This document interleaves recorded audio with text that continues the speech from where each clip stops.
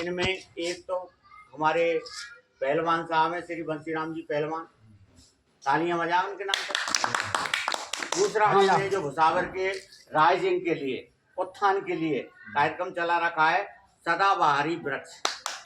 भुसावर, हमारा नाम भुसावर का उद्यान नगरी होना चाहिए हैं। आम, पीपल, बरगद, ये हमारे आंवला, ये मुख्य जो पौधे होने चाहिए। इनको हम अगले जो आषाढ़ का महीना है और इसका हम बढ़ाएंगे, और उनका केवल बढ़ाना ही नहीं है, लगा दिए पेड़ लग तो बहुत रहे, उनका सुरक्षा का ध्यान रखना है, उनकी देखभाल करनी है, उनके 3 साल तक की पेड़ पौधों को देखभाल करनी है। ये हमारी सबकी जिम्मेदारी रहेगी।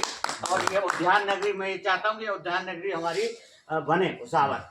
इसका टेम्परेचर बहुत ज़्यादा, तापमान हमारे विशेषता है हमारे भुसावर की, तो और जगह से हमारे यहाँ का तापमान कम रहता है। आंवला मुरब्बा जो हमारे यहाँ की मुख्य पैदावार है, इसको अगर हम खाएंगे तो हमारा युवा, वृद्ध, जो भी खाएगा बच्चा, उसके विटामिन सी होगी और वो तंदुरुस्त रहेगा, कोई तरह की बीमारी नहीं आएगी। एक हमारा जो पहचान है वो है कृषि कॉलेज। कृषि कॉलेज ने हमारे भुसावर का नाम कर रखा है, और अभी हमें इस पर ध्यान देना है। इसके कार्यक्रमों में ज़्यादा से ज़्यादा हमें भागीदारी निभानी है। और इसके अलावा हमारे प्रसिद्ध जो रमेश स्वामी शहीद हुए हैं, उनका भी हमें जो 5 फरवरी का कार्यक्रम होता है उस पर हमको सबको जाना चाहिए, उनके कार्यक्रम में शामिल होना चाहिए, क्योंकि हमारी जो पहचान है भुसावर की वो हमारे शहीद रमेश स्वामी जी की वजह से है।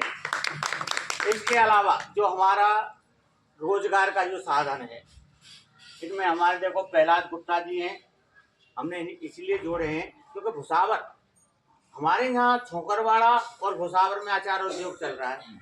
अब भुसावर में समस्या ये आ रही है कि यहाँ पर यातायात की सुविधा इतनी अच्छी नहीं है। हमारे यहाँ बिजनेस तो बहुत बढ़ गया, लेकिन उसका प्रोडक्शन नहीं है, मतलब उसके कोई जो ग्राहक है, मार्केटिंग नहीं है, उसकी क्वालिटी नहीं है। तो हम ये चाहते हैं कि भुसावर का जो अचार